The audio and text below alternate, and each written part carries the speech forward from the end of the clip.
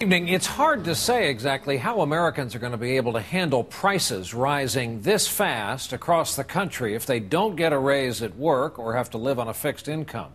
These tightening economic times, to say the least, are causing a lot of nervousness, some anger, and today some of that spilled out in the open in Washington, where they did ask a lot of questions about what's causing seemingly the price of everything right now to spike. We begin here tonight with CNBC's Trish Regan here with us in New York. Trish, the frustration is mounting. Yeah, absolutely. You know, as gas and food prices, Brian, continue to escalate, they're really acting like a tax on the consumer. A family that spends $50 extra a week on food and energy has $50 less to spend on anything else.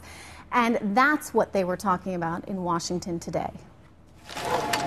It's a response to the sticker shock faced by food shoppers across the country. Today, members of Congress said they want to know why prices keep moving higher.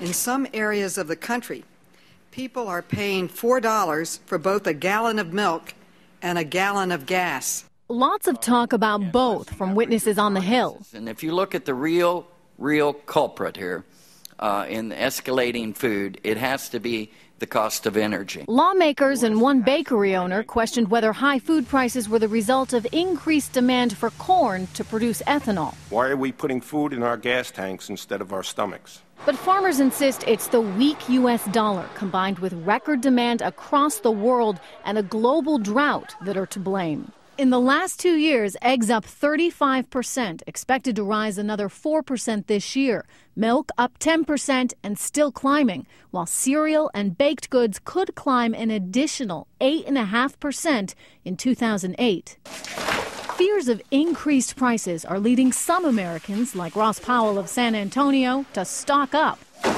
In his freezer, 130 pounds of beef, 50 pounds of chicken, and 20 pounds of pork. We get a good deal, and I save about 25% on my meat. Some worry that kind of hoarding could be a bad thing. This will become a serious issue because it will add a lot of demand at a time when the price is already high. High prices have driven some to avoid spending on fuel altogether. Authorities have seen an increase in gas thefts. This California dry cleaner robbed by thieves who crawled under his vehicle to puncture tanks and drain out the gas. I don't know what people can expect to get out of this. Maybe 2 gallons of gas, $8 or $10 worth of gas, or times that desperate.